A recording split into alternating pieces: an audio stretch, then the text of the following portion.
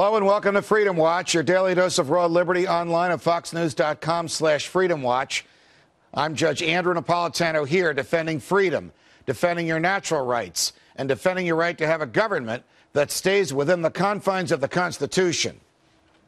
The Goldman Sachs case reveals the complexity and the incestuous nature of the relationship between Wall Street and the federal government. In this case, Goldman is accused of not telling its most sophisticated customers, two other banks, of the risk inherent in purchasing certain mortgage-backed securities, and of not telling these banks that another of Goldman's clients was betting against the success of these instruments. The entire case will revolve around whether this information was material. Stated differently, was this information that Goldman should have revealed, or was it objectively apparent that the purchasing banks ought to have known about it as well? Also, does a seller need to reveal that another of its clients believes that the item being sold is not worth its value? Goldman lost $90 million on this deal, and the SEC knows that. So what is the SEC accomplishing by seeking disgorgement of profits when there were none? I'll tell you what it's accomplishing. It's establishing a political atmosphere in which it will be easier to enhance government regulations over the financial community. Is it proper for the government to time its litigation against a private entity in order to enhance its legislative agenda? That's what it's doing. Finally, Goldman says it was blindsided by the lawsuit. It was. How do I know that? Because the federal rules of civil procedure, the rules in court that govern these cases, require that before suing anyone, the plaintiff must first ask the person that he's going to sue for what he wants and be turned down. The SEC never asked Goldman for a nickel from this matter before it sued them. And that is a basis for dismissing the lawsuit. Joining me now is Lew Rockwell, chair of the Mises Institute. Lew, welcome back to Freedom Watch. Judge, great to be with you. Neither you nor I hold any water for Goldman Sachs. These guys are the recipient of some of the biggest, most outrageous, most unconstitutional, most immoral corporate welfare in the history of the Western world. But they are defendants in a lawsuit brought by the federal government, which I argue is frivolous and was timed in order to make allow the president to make his argument. See how bad these bankers are? We have to have more power to regulate them. Judge, you're exactly right, and I hate to say this about Goldman Sachs, but I think they were right in this instance. In fact, as you point out, they were long and lost a whole lot of money in this, and they thought that the client who was right was crazy.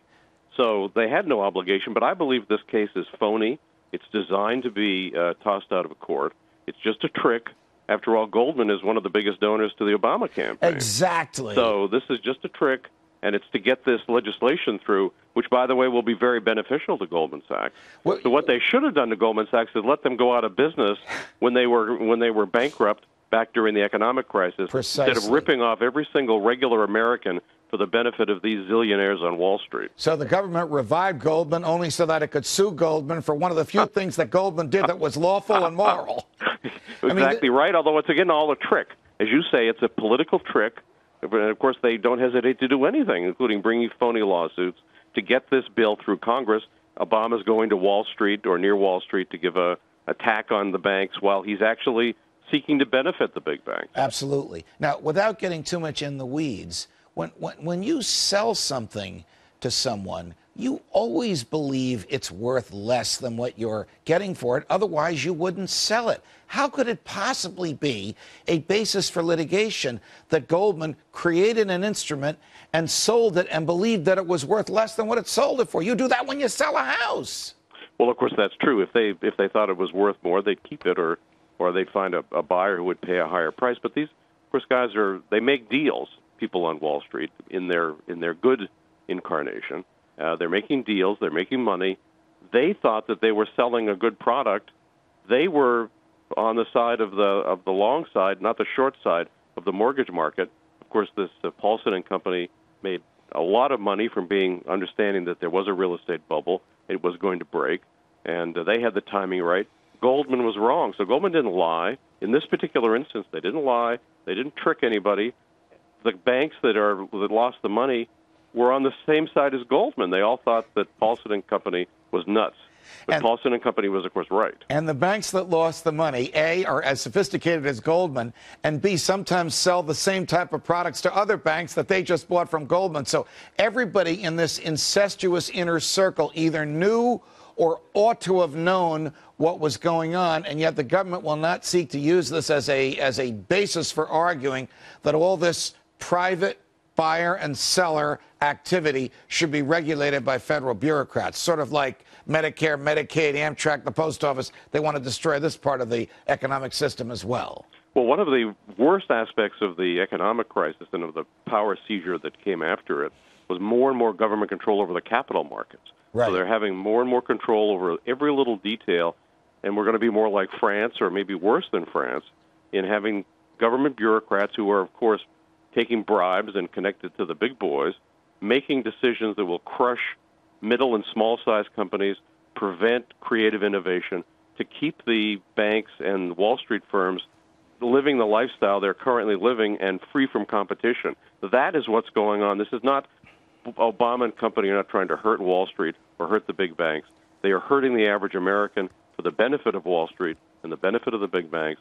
Always assume anything out of a politician's mouth is a lie, and you'll be pretty much right. Are we ever going to see a return to a true free market, which I will define as free from government regulation, where willing buyers and willing sellers can invest as they want, where the government doesn't provide some sort of a safety net under you so that you can be as risky and crazy as you want with other people's money, and where you don't have to report to the government or get their permission for how you invest or who you contract with or what you pay your principal executives? Or is that just fanciful, this argument for freedom that you've devoted your career to making and that I do my best to make here on Fox? Judge, this is the great moral argument. If we care about human flourishing, if we care about the future of children and grandchildren and our country into the years ahead, this is the kind of principles that we will advance and we'll try to uphold. But when you see that more than or close to 80% of the American people in the latest Pew poll do not trust the government, and that it's been going down ever since a high in 1958, I think that, yes, there is absolutely a chance to try to move back, or move forward, rather, towards a free market. The free market as you define it, not the way the Republican Party defines it, certainly not the way Obama defines it, but actual freedom where people are free to profit, and if they make a loss, they bear the loss.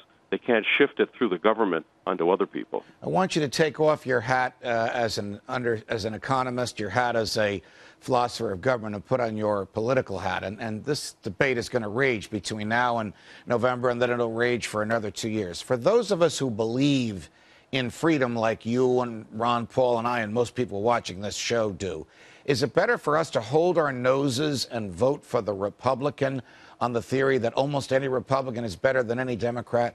Or should the freedom movement, whether you call it Tea Party or Campaign for Liberty or whatever you want to call it, should that movement be putting up third-party candidates who really will argue for natural rights, for human freedom, for limited government, for a government that stays within the confines of the Constitution, even though those folks might not win the first time their names are on the ballots? Judge, because I have to take off my hat as head of the Mises Institute, too.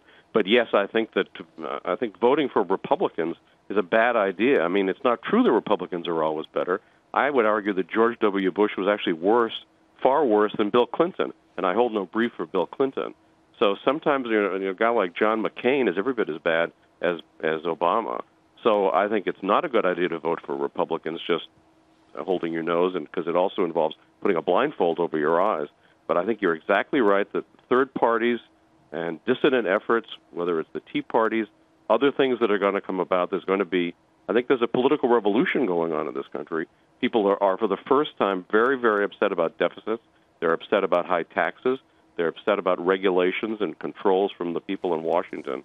And so I think there's going to be very interesting things happening in 2012. We're not going to just have some old-tired Republican and some old-tired Democrat, they're old-tired solutions, I should say, trying to pretend that they're opposites when they're just, as Butler Schaefer puts it, two wings of the same bird of prey. I'm 100% with you. Lew Rockwell, always a pleasure. Thanks for joining us. Thank you, Judge.